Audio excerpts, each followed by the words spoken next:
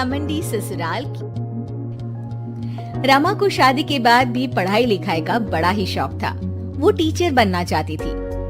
रमा का ससुराल शहर के सबसे अमीर घरों में से एक था, पर साथ ही उसके ससुराल वालों को अपने बिजनेस और पैसों का बड़ा ही घमंड था। शादी के कुछ वक्त बाद रमा अपनी सास के पास अपनी नौकरी की बात करने जाती है। अरे रमा, तू यहाँ? क्या हुआ? सब ठीक तो है ना? जी मम्मी जी, सब ठीक है। मम्मी जी, आपसे कुछ बात करनी थी। अरे रमा, अब तू बात करने को भी पूछेगी क्या? बोल पगली, जो भी बोलना है। मम्मी जी, अब तो शादी को काफी समय भी हो गया है और घर में सभी काम के लिए नौकर लगे हैं। मैं सारा दिन घर पर बोर हो जाती हूँ मम्मी जी। मैं नौकरी करना चाहती हूँ। अरे, ये क्या बोल रही है तू? नौकरी? क्या कमी है तुझे रमा? तुझे पता नहीं, हमारा बिजनेस शहर का सबसे बड़ा बिजनेस है और तू नौकरी की बात कर रही है?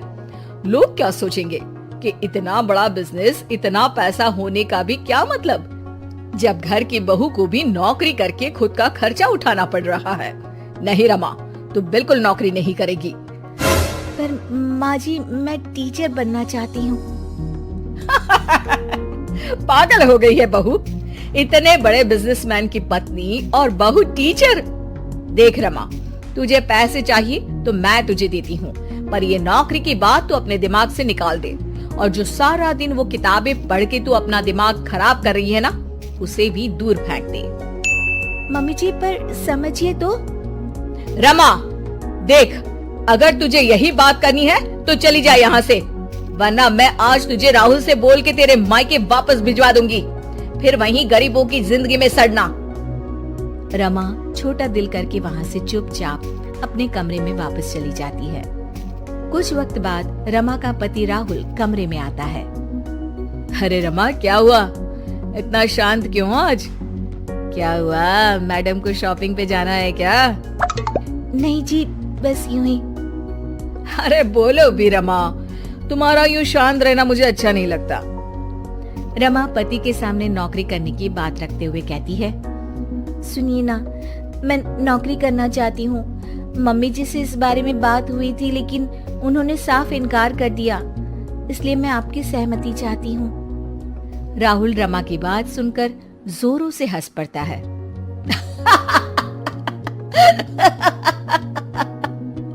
अरे रमा, तुम पागल तो नहीं हो गई हो? तुम्हें नौकरी करनी है? क्या कमी है तुम्हें? तुम्हें शॉपिंग पर जाना है तो मेरा क्रेडिट कार्ड लेकर जाओ। और वैसे भी तुम एक अमीर बिजनेसमैन की पत्नी हो, तुम भी ना रमा। रमा राहुल के सामने नौकरी करने की जिद करती है। पर सुनिए तो, मैं नौकरी पैसों के लिए नहीं, अपने लिए करना चाहती हूँ। मेरा बचपन से टीचर बनने का सपना था, मैं उस सपने को पूरा करना चाहती हूँ। पागल हो चुकी हो तुम। बिल्कुल पागल। राहुल भी माँ की भाषा बोलता है और रमा के सपनों का मजाक उड़ाकर सो जाता है। रमा फिर से अपना दिल छोटा करके सो जाती है। अगले दिन सुबह रमा मम्मी जी से कहती है, मम्मी जी, मैं पास वाले बाजार तक जा रही हूँ। ठीक है बहू, पर शाम को जल्दी लौट आना। जी मम्मी जी। रमा सामान लेने मार्केट जाती है। तभी उसे रास्ते में एक पोस्टर दिखता है जिस पर लिखा होता है, टीचर की जरूरत है। रमा उसे देख बहुत खुश हो जाती है और बिना सोचे वहाँ चली जाती है। अब सुनिए, मैंने बाहर आपका पोस्टर दिखा, टीचर की जरूरत है, तो इसीलिए मैं अंदर चली आई। अरे मैडम, आप तो कोई बड़े परिवार से लगती हैं। हमारा तो बस एक छोटा सा एनजीओ है जिसके लिए हमें एक टीचर की जरूरत है जो कम पैसों में इन बच्चों को पढ़ा सके। अरे नहीं नहीं, मुझे पैसों की जरूरत नहीं है, मैं बस इन बच्चों को पढ़ाकर टीचर बनना चाहती हूँ। अच्छा मैडम जी, अब कल सुबह से रोज आ जाइएगा। रमा वहाँ से चली जाती है। अगले दिन, मम्मी जी, मेरी सहेली नई किटी पार्टी खोल रही है तो मुझे कुछ दिन रोज उसके यहाँ जाना है। क्या मैं जा सकती हूँ मम्मी जी? सासू माँ खुश हो जाती है। अरे वाह रमा, किटी पार्टी, मैं भी चलती हूँ तेरे साथ। सासू माँ के साथ चलने की बात सुन रमा डर जाती है। जी जी जी जी माँ जी, वहाँ कोई आपकी उम्र का नहीं होगा, आप वहाँ बोर हो जाएंगी। अच्छा ठीक है बहू, तू जा, पर शाम को वक्त से आ जाना। हाँ। रमा सासू माँ से झूठ बोल बच्चों को पढ़ाने निकल जाती है। वक्त बीतता चला जाता है और कई दिनों तक यही सिलसिला चलता रहता है।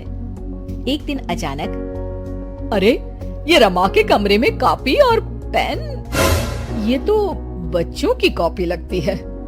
रमा, ओ रमा, तेरे कमरे में ये बच्चों की कॉपी और पेन कहाँ से आया? रमा डरती हुई वहाँ आती है। जी जी मम्मी जी, वो बुक ना शायद मेरी सहेली के बच्चों ने रख दी होगी, तभी आज बैग खोलते वक्त यहीं रह गई। सासू माँ रमा की बात सुन शक में आ जाती है। अगले दिन जब रमा घर से बच्चों को पढ़ाने निकलती है तो सासू माँ रमा का पीछा करती है। अचानक सासू माँ रमा को स्कूल में रंगे हाथों पकड़ लेती है। ओह माय गॉड, तो ये थी तेरी किटी पार्टी। मेरे तो कर्म ही फूट गए जो ऐसी बहू मिली। क्या मुंह दिखाएंगे हम दुनिया वालों को जब उनको ये बात पता चलेगी कि इतने बड़े बिजनेसमैन घर की बहू छुप के यहाँ नौकरी कर रही है। ओह गॉड, ये सब देखने से पहले मैं मर क्यों नहीं गई? तूने तो हमारा नाम ही डुबो दिया। चल घर, अभी बताती हूँ तुझे। सासू माँ गुस्से में रमा को घर ले ही जा रही होती है कि तभी वहाँ स्कूल का मैनेजर आ जाता है और रमा से कहता है, अब मैडम जी, आपका बहुत बहुत धन्यवाद। आज आपकी वजह से हमारे एनजीओ के बच्चों ने शहर में टॉप कर हमारे एनजीओ का नाम रोशन किया है। आपका शुक्रिया मैडम जी। इतने अमीर परिवार से होने के बावजूद भी आपने बिना पैसों के इन बच्चों को पढ़ाया। जब तक आप जैसे लोग इस दुनिया में हैं, कोई गरीब का बच्चा पढ़ाई में पीछे नहीं रहेगा। मैनेजर की बातें सुन सासू माँ का रमा के प्रति दिल पिघल जाता है और वो रमा से कहती है, बहू, तू कल से रोज इन बच्चों को पढ़ाने जा सकती है, पर साथ ही इन बच्चों के लिए नए कपड़े और किताबें भी ले जाना। इन बच्चों की पढ़ाई में कोई कमी नहीं होनी चाहिए। सासू माँ की बातें सुन रमा खुश हो जाती है और फिर से बच्चों को पढ़ाने में लग जाती है, पर अब छुपाकर नहीं, खुलेआम।